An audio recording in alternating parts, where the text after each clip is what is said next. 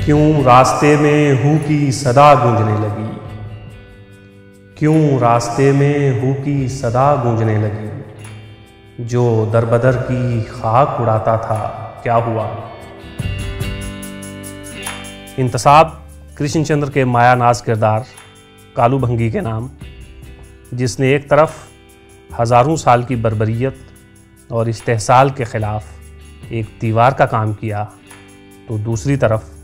तहज़ीब जदीद के लिए इस दीवार में दर पैदा किए, नए जहन को सोचने पर मजबूर किया, जिसने आगे चलकर नई तहज़ीब की तामीर में संगे बुनियाद का काम किया। मेरे पास ऐसा तिलिस्म है